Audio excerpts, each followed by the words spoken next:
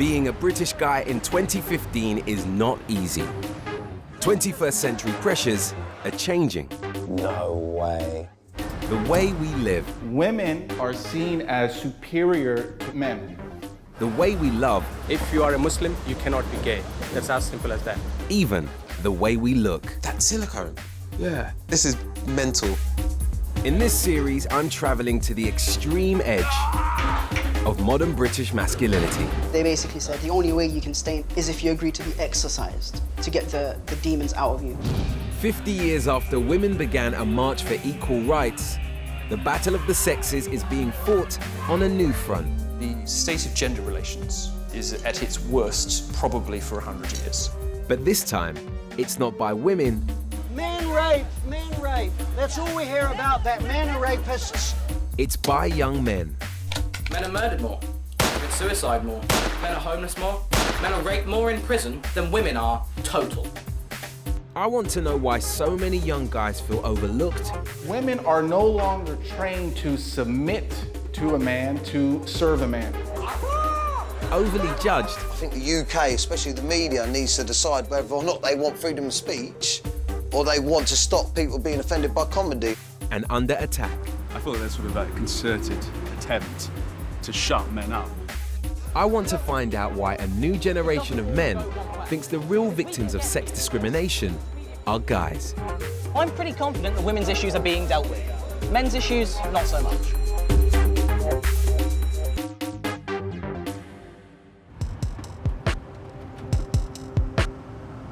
It's Sunday morning, the perfect time for a lecture by a man who teaches guys how to get more sex. Meet American blogger, Roosh V.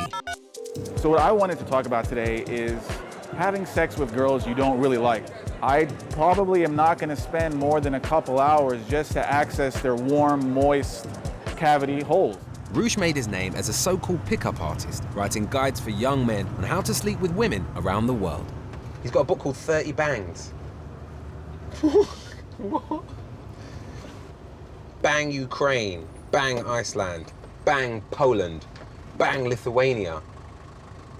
Don't bang Denmark. Apparently Denmark isn't worth banging. But in 2012, a US civil rights group included Roosh on a list of websites they branded hateful and misogynistic.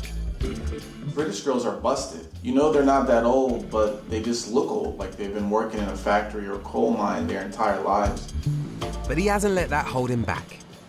He's now on a world tour. Though from the sounds of it, he's expecting trouble. He's actually kept the venues that he's doing his events at a secret up until the very last minute. According to his website, the reason is that he's worried about feminists. Is what he's doing and saying so offensive that people are going to try and shut down this event? The name of the talk is The State of Man. One of the first bullet points in terms of what his speech will contain is something about the paradox of modern women.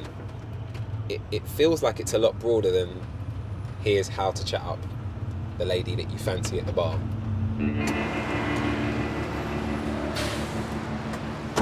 On the outside, it doesn't look like anyone's about to storm the doors. But inside, I'm starting to notice a real atmosphere. Thanks. I'm not sure anyone wants me here. We've already agreed not to show the faces of anyone who wants to remain anonymous. I'm pretty sure that this is the first time I've filmed anywhere where everyone insists on it. Roosh's topic today is the state of man. Maybe it's more controversial than I expected. Sorry to jump in front of the queue. I just want to say thank you for having us here, man. A lot of people have turned up today to hear you speak. The reason I came here is because the percentage of English men who read me is very large. And that is a weird thing because I'm not from here. But the problem is men are not allowed to speak the views that I am speaking. It takes an outsider to come here and not be afraid of the hate crime laws that you guys have to give the truth. And so I wish there were more men here who could share their views, but if they do, we all know that people are going to go after their jobs and shame them. You've got all shapes and sizes in here. it is really a broad spectrum as well in terms of race and background, and it actually feels quite excitable in here. You know, there's a room full of men who are excited about what they're about to hear. So am I. Something has happened in the past 50 years where women are no longer trained to submit to a man, to serve a man. The very idea of beauty and aesthetics is being demolished to where now women are being applauded and encouraged to look like fat, outer space cyborgs. Women and gays are seen as superior to straight men. Anything that a woman or a gay person wants is theirs. But anything you want, sorry, we cannot help you. All of you here are seen as rapists.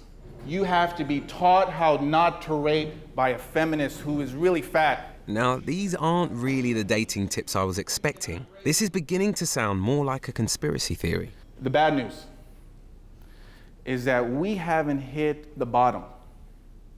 Do you think that eventually this will become a political movement? And if the answer is yes, I'd like to put in my application to work for you. That's not a joke.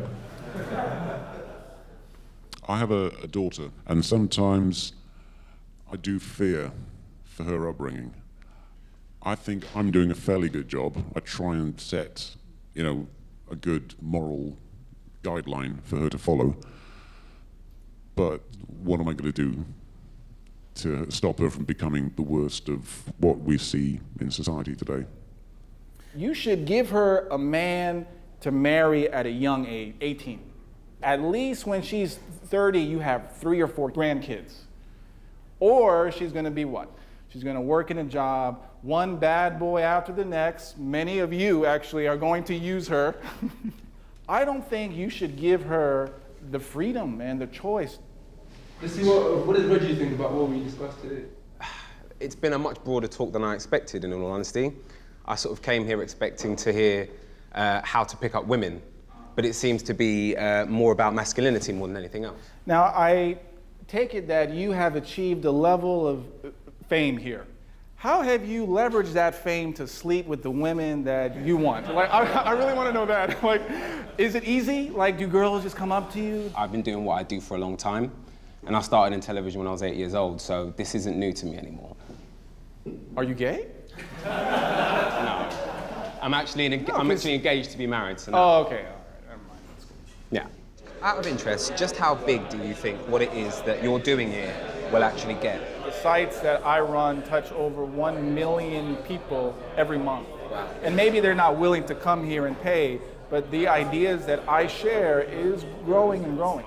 All right, follow me out, lads, please. And then, just when I think no one will go on camera, 2 men agree to meet me outside.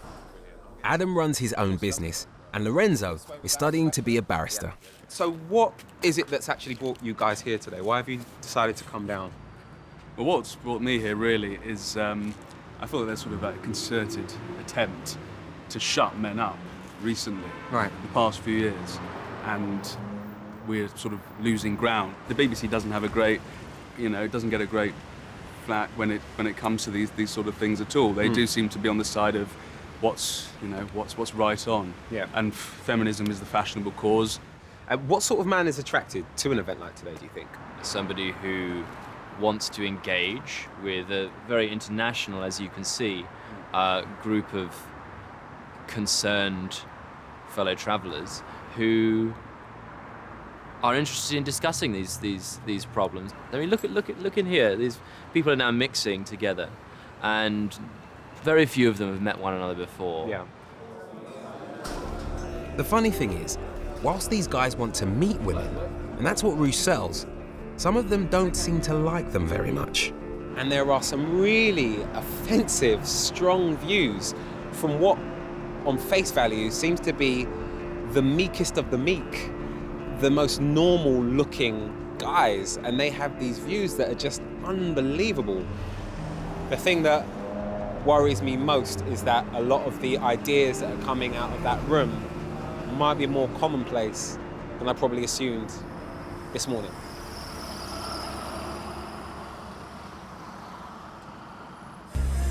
Nevertheless, many of the men I met at the seminar claim they had to hide their views and their faces for fear of repercussions at work. There is one guy whose view on this I'd really like to hear. Comedian Daniel O'Reilly built an online audience in the millions with short vines showing proper Giza dapper laughs out on the pool. What's your name? Carly. Carly? Fucking she knows.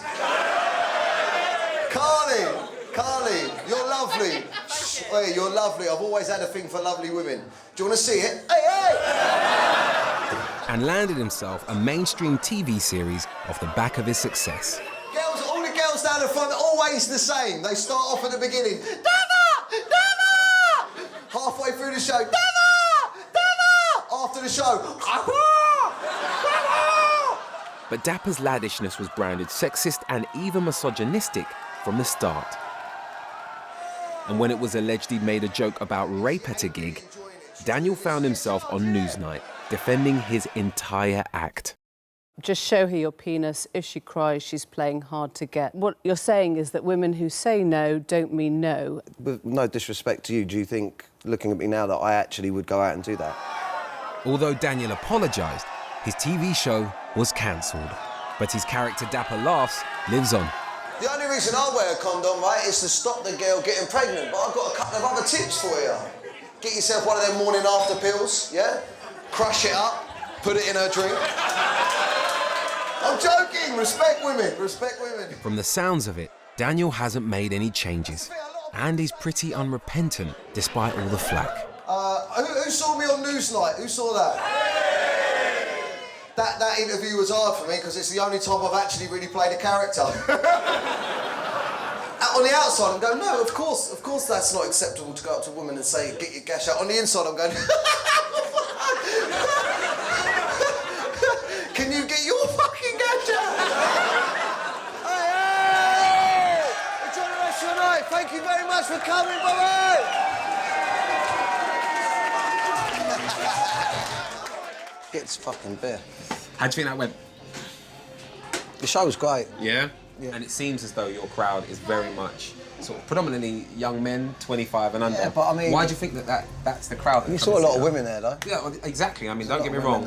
I'll get to the girls, but I mean, the mainstay of your crowd is young men. Why do you think that is? I think just because when I started off doing the comedy, I was really trying to take the piss out of men's attitudes, like, oh, you fucking, she knows, like, and a lot of people don't want to go and laugh at political satire or current affairs. Yeah. Sometimes they just want to laugh at something that's easy to laugh at. Why do you think women come to your show? Unless you've got a cause to fight, like you're a feminist or you're against sexism, or unless you've got a cause to fight, a lot of the young girls are like, they can see I'm taking the piss out of men. Do you think that it's the reason that what happened to you happened was because you made a joke about something as serious as rape, or do you think it happened because of your particular brand of humour? I think it happened because I blew up outside of the conventional way of becoming. It wasn't that one incident, it was just the speed that you got to where you were. I was getting shit from that. I was getting stuff from them same journalists, from them same people, months before that. They were just looking for something. My family personally has been affected by sexual violence. It's not a joke, do you know what I mean? And the only reason why I quit at the time is because what the media were putting on the family. It was horrible. I always judge how well I'm doing in life by what my mum says. And my mum has not been offended by anything that I fucking put out there. Because she knows I'm taking the piss out of men. But listen, do you know what they're doing in the media now? They won't go, oh, I didn't find it funny, but I respect his audience and that he's allowed to do that brand of comedy. They will say, it's shit. I think the UK, especially the media, needs to decide whether or not they want freedom of speech or they want to stop people being offended by comedy. I think comedy is the last avenue we've got. It's comedy that, like, do you know, what's next? You're gonna ban people watching horror movies because someone's gonna go out and kill someone. If I say something on stage and someone goes out and does it, they're screwed in the head. That's got nothing to do with me. Do you ever worry about the way that it could be taken out of context or the way that it could offend? Yeah, it depends who's in the audience. I ain't going to be taken out of context with my fans, because my fans are watching and go, I heard the same stuff on the building site yesterday. Do you know what I mean? That all got a bit emotional, and I can understand why. You know, this is a man who feels as though he lost his moment, his opportunity. But unfortunately, whether he wants to admit it to himself at the moment or not, he is normalising a certain level of humour that a lot of people find offensive. Real equality feminists today have a real problem with the mainstream feminists, because the mainstream feminists are radical Marxist feminists. Feminism. Speaker's Corner in London has always been a place for people to meet and share controversial views. And today is no exception. Men rape. That's all we hear about, that men are rapists and child abusers. This is what feminism has been talking about. Now, have you noticed what she did then? What she did is she simplifies things down to say that I'm a woman hater. Rod is a men's rights activist and is determined no one's going to shut him up. Men don't need your help. They do need our help. They need our help very much. Our problem... Well done. That got a bit intense, didn't it? It does, but you get heckled to pieces. Do you think coming here to Speaker's Corner week on week is going to actually change anything? Yes, because what happens, we often see a young man standing in the background, doesn't say anything, stays for hours. Hello everybody, my name's Josh, I'm 18, I'm from Essex. In my spare time I do a YouTube channel and a blog about gender politics and men's issues. There's another crowd gathered around a second speaker, but there's something different here. What is the obstacle to getting men's issues addressed in society? He's just a teenager. People don't know what men's issues are. Domestic violence against men is not treated seriously. When numerous places have done tests where they got women to hit men in public, people have laughed and taken videos and said, oh, he probably deserves it. And the opposite never happens. Thanks for listening. Just out of interest, what put this on your radar? Why would you say the issues that men are dealing with is such a problem for you? Men's issues, I feel like there are far too, particularly young voices, there are far too few. I mean, we've got the Minister for Women and Equalities here in the UK, we've got the European Parliament Committee on Women's Rights, and we've got UN Women. We have no comparative organisations for men. So I'm pretty confident that women's issues are being dealt with. Men's issues, not so much. I hadn't expected young guys like this to be so angry about what they see as discrimination against men. Meanwhile, Roosh's world tour has rumbled on to Canada, but he's run into some local opposition. The Toronto media, Toronto Star, City News, every channel, I'm the leading newscast. Me, a random writer from the US who wants to meet with 40 guys just to have fun with them and talk to them. But it's not just Roosh. With a few clicks, I'm starting to realise these kinds of views are easy to find. Now, this idea of what Roosh is about and what he stands for seems to be a small part of a much bigger conversation, because on Roosh's website there is mention of this thing that I've never heard of before, and it's called the manosphere. No, it's a real thing. The manosphere is a name given to an informal network of blogs, websites and internet commentators that focuses on issues relating to men and masculinity, often in opposition to feminism. Growing up with four sisters, you want to see them blossom, and you don't see anything that can help that as being negative. But being at Roosh's seminar, the word feminism seemed to come up over and over again, and it was never presented in a positive light. But Roosh isn't the only one. British journalist Milo Yiannopoulos has written for The Telegraph, news sites, and has his face all over YouTube. He seems to have done an incredible job of continuously arguing with journalists and politicians and feminists. He feels like someone that I need to have a chat with. And it turns out, with a growing profile as a self-proclaimed anti-feminist, Milo is only too happy to meet with me. Good to see you. Nice to meet you. Good to meet you too. Good to meet you too. How are you? Yeah, good, thanks. Listen, you are the perfect person for me to speak to at this point. I met Roosh V very recently. Okay, cool. And I've sort of been made hip to this whole idea of the manosphere. Can you sort of explain to me what the manosphere is and what it's broken up into? Yeah, I mean, it's a very eccentric sort of group of men who feel dissatisfied with the way that society is going, the way that the relationships between men and women are organised. And I think a lot of men are feeling as though their traditional role as provider has been, diluted to such a point where they're not really sure what they're supposed to be there for anymore. And what a lot of the pickup artists, people like Roosh, do for these guys is give them a renewed sense of purpose. A lot of these young boys are very worried that they will be alone forever.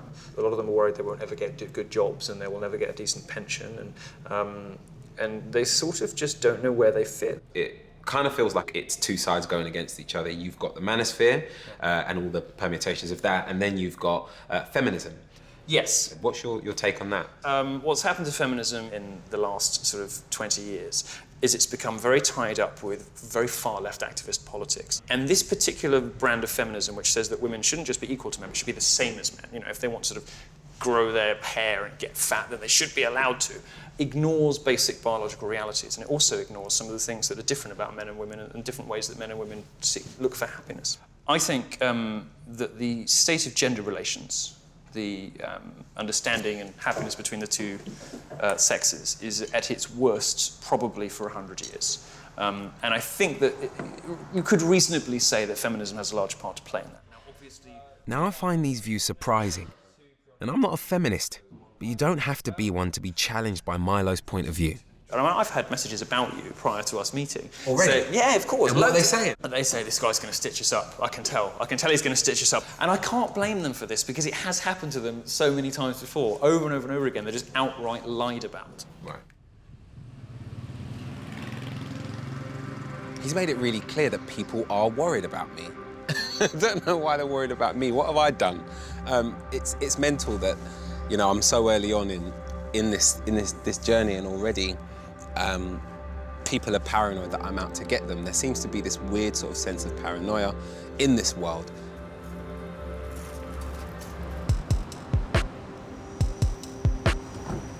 It's frustrating to be judged before I've even begun. I want to see if I can persuade anyone from these secretive online groups to meet me face to face. They have started discussing me and what it is I'm trying to achieve online. Now, when I say discussing, what I mean is putting up video blogs on YouTube. And it's not just the one video, there's shitloads. Some of these anti-BBC videos have had thousands of views already. So maybe YouTube is the best way to try and set up a talk. This could be the worst idea ever, but I think it's worth having a crack at. Hello there, MGTOW. My name is Reggie Yates. Some of you know that, most of you probably don't. I'm in your world now. All that I want to do is make a program that features you and your beliefs, where they come from and who exactly you are. So get in touch. Thank you. I do think there is a small chance that we may have a conversation, but I think it will be on their terms. And if that means it's a Google chat, if that means that it's via the comment section, so be it. It's 2015, damn it. But whilst I wait for replies to my video, I'm still intrigued by that young guy standing on a soapbox in Hyde Park. Welcome to Feminist Idiocy. In contrast to feminist hypocrisy, this series is simply me explaining issues that feminists talk about that are ridiculous. Josh told the crowd to check out his videos on YouTube. So I have, and the content is far more extreme than anything he said in the park. So the best way to discuss rape and the chances of it happening is to take the emotional element out of the question. Of course, that's why feminists are shitty at discussing rape. That was it. What on earth is it that is inspiring someone so young to say so much? And why does he feel as strongly as he does at such a young age? At 18, I wasn't thinking like this.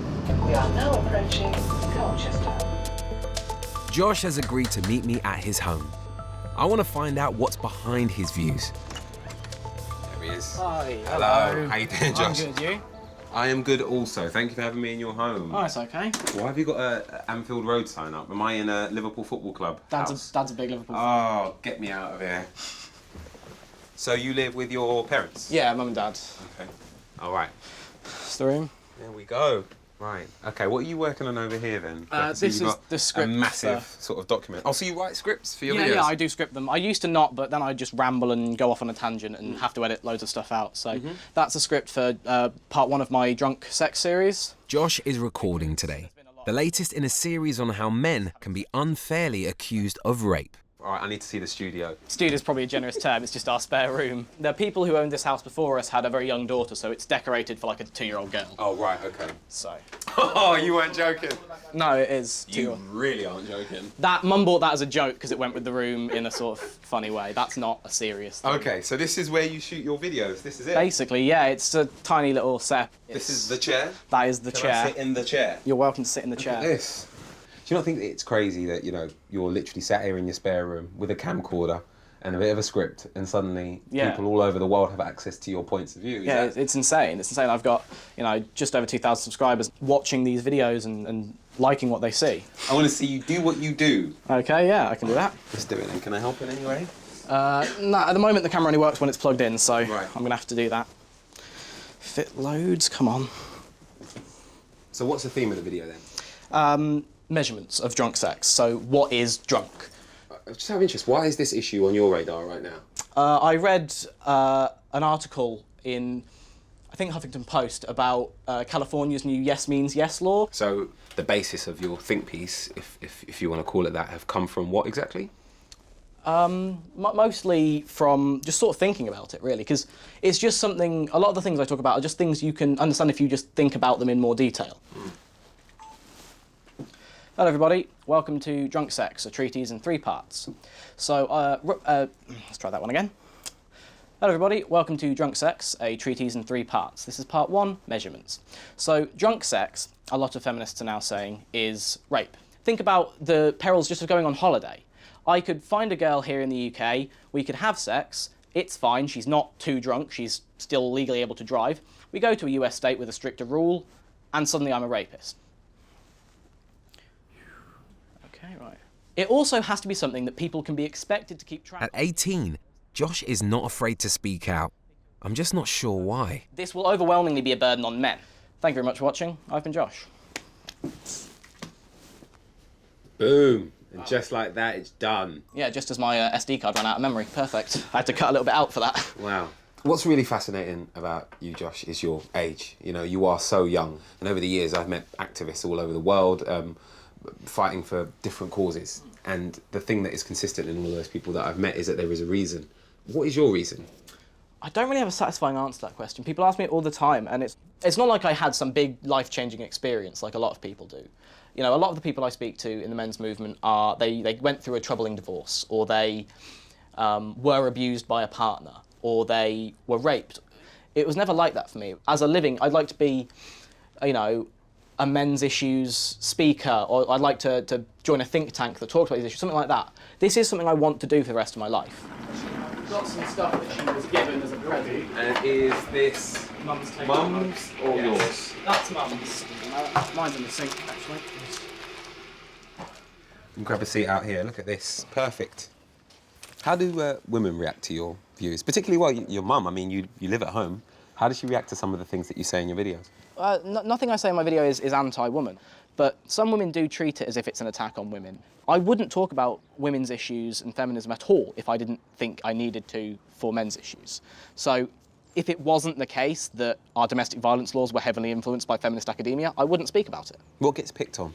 What is it that they jump on? I talk about false rape claims. I say false rape accusations are really harmful to someone's life. People have been killed by mobs without a court case ever taking place. And I try and talk about that, and they accuse me of derailing the conversation because false rape accusations are only 2%, even though we can't get an accurate study on that. It's more you're not focusing on the right issues than you're actively promoting something that's anti-women. False rape claims are disgusting, and that's one of my worst nightmares, to be accused for a crime, serve time for something I definitely didn't do. But the fact that rape exists, and the fact that it is such an issue, and the fact that it is happening, it's happening on every street, and people aren't talking about it. It is a real issue. Yes, but it's not like I'm hearing someone talk about how bad rape is and I'm like, oh, also false rape accusations. No, it's a complete separate thing. I'm trying to get to the bottom of why so little of your time is dedicated to being 18? Because you're only 18 once. I spend my time being 18. I do. This doesn't take up like half of my time, but I think I have an advantage over the men who have had their lives derailed purely because I'm not coming at it from an emotional angle, which means, because if you are emotional about something, it can lead to you being aggressive. Josh is a really impressive speaker, but I can't help worrying that he's building opinions about how women behave based on other men's bad experiences that he's found online, before he's even had a chance to live his own life. And there is nothing wrong with fighting for men's rights. There is nothing wrong with believing that there should be equality. But when your own personal experience with women has been hard, has been unfavorable, and that then affects the way that you view the world, to then present that as the gospel is where things get dangerous, especially when you're looking at how many young men this is beginning to affect.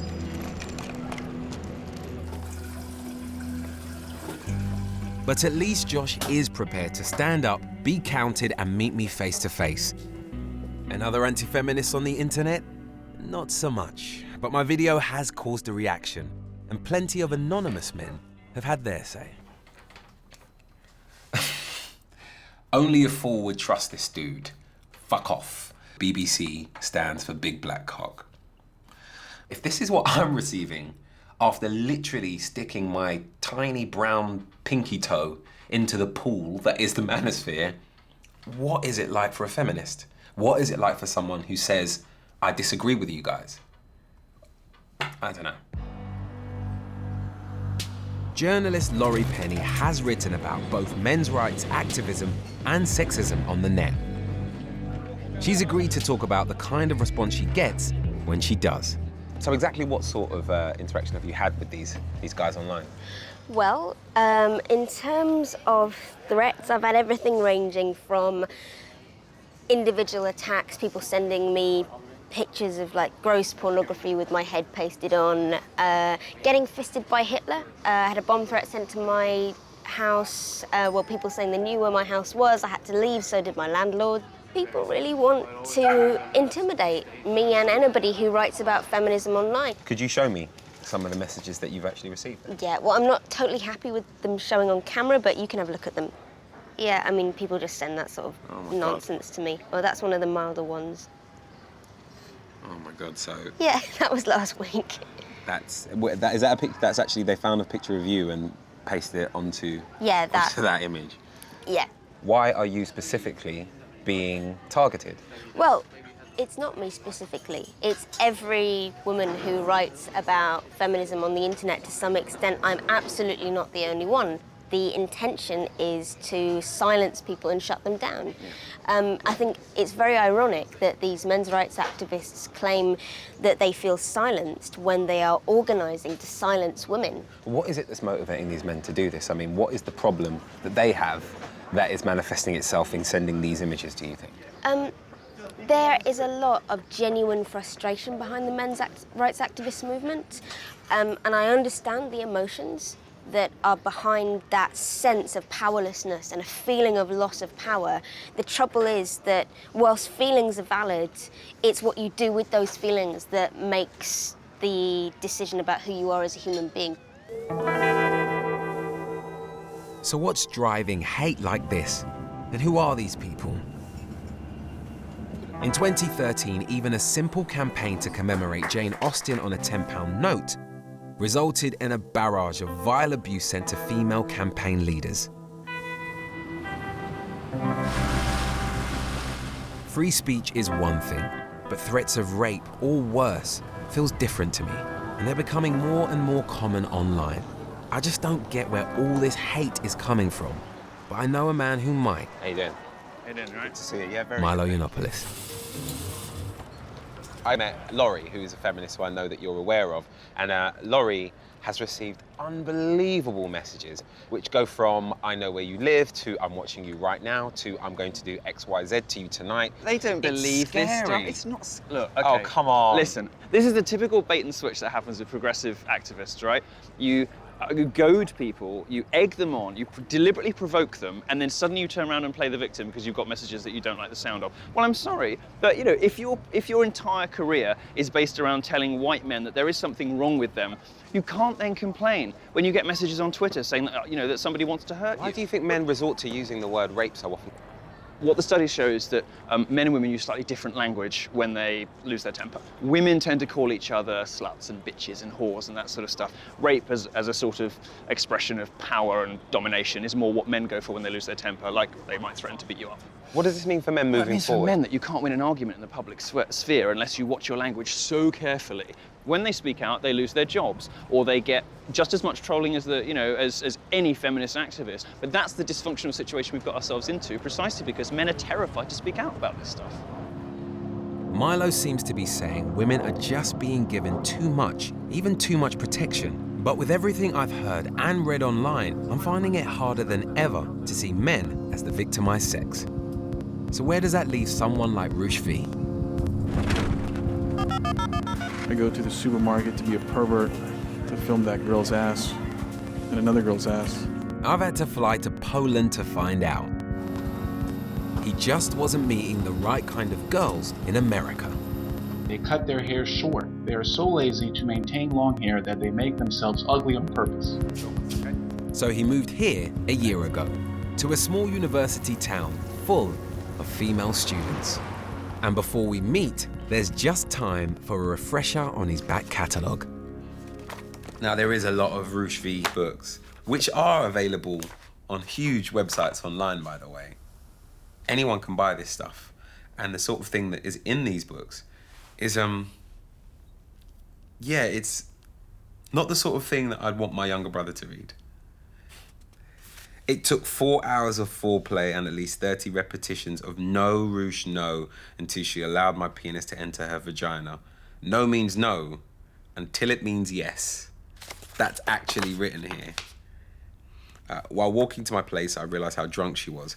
In America, having sex with her would have been rape, since she couldn't legally give her consent. It didn't help matters that I was relatively sober, but I can't say that I cared or even hesitated. It's actually illegal to force someone to have sex in Iceland too, Roosh. I know that when it comes to sex, 1 ounce of hesitation or feeling of morality will get me nothing. That one actually leaves a nasty taste in your mouth. At his seminar, Roosh told me he has 1 million visitors a month to his sites. And one of the articles he posted there earlier this year caused horror around the world. There's a piece he's actually written on his website called How to Stop Rape. And there's a section here that reads, I thought about this problem and I'm sure I have the solution. Make rape legal if done on private property. I propose that we make the violent taking of a woman not punishable by law when done off of public grounds. Basically, you're saying if you rape someone on private grounds in a private residence, it should be okay. That is fucking disgusting.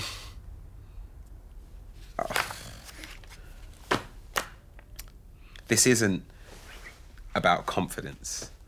30 bangs isn't about making young men feel as though they have value. This is about making young women feel as though they have none.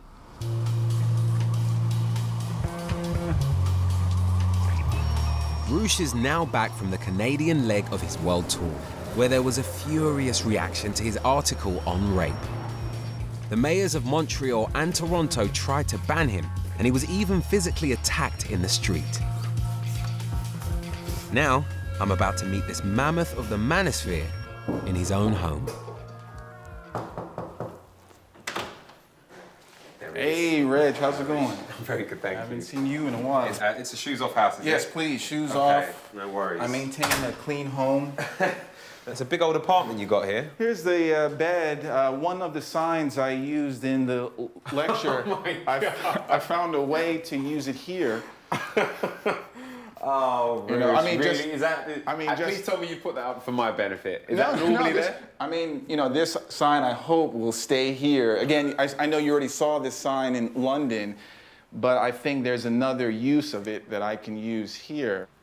And I work here, so all the genius that you may have come across that I've put out starts there. What's in the kitchen? Is it pure muscle building foods? Look at that. No, it's like, you know, healthy food. We got vegetables, eggs, Yeah. cheeses, whole foods, Yeah. right?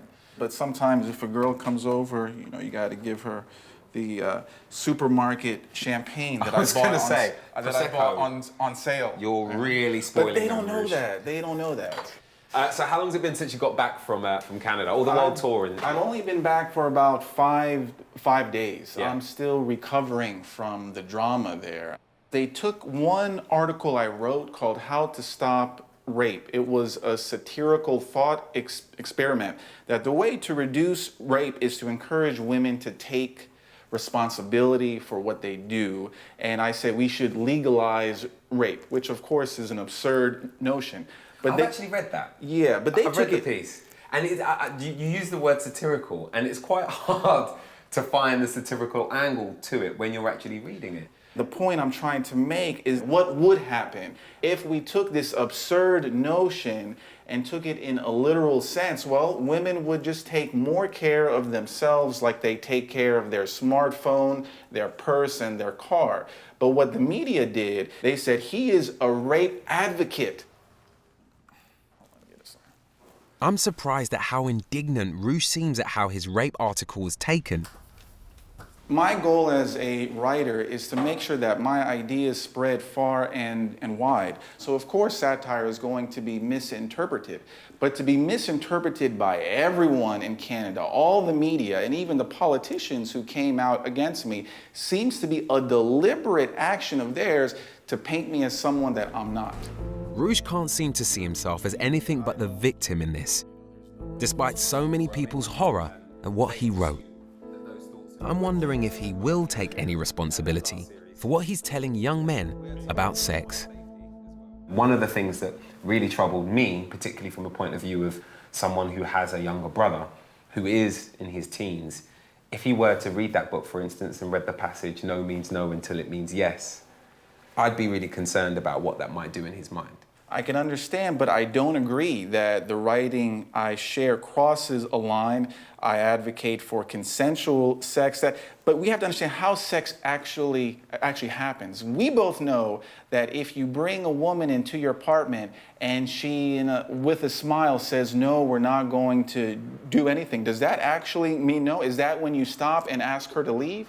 Of course, no means no. And I have to state that. Then you stop, wait until she is ready to go farther, and then you go on. But in your book, you talk about a situation where there's a woman who's half asleep and you jammed it in, I believe is the words that you used, which is so horrible.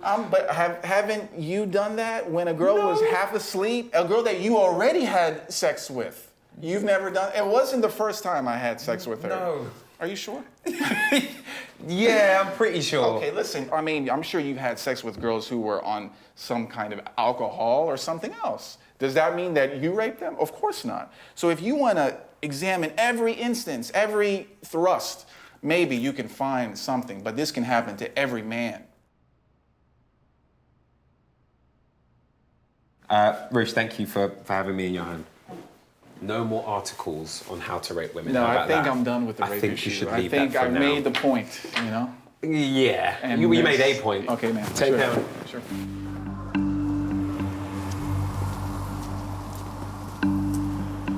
It was an issue when I was growing up, and it seems to be an issue now, and that is that young men need role models. They always have and they always will. And it just seems as though this movement is providing role models, just a different kind to the ones that I agree with. I think if you've got a man to look up to that is telling you that you'll be all right and that is showing you how to navigate this weird world, then you might just survive. But if you've got someone whose view is massively skewed and massively influenced by their own inadequacies or issues, then you're going to have some of your own. My worry is that there are a ton of young men who are desperately searching for something and are finding it in the manosphere, when in reality, what they actually need is they need a confidence boost, and they need someone to show them that you don't have to be this way to be successful in any part of your life, particularly when it comes to women.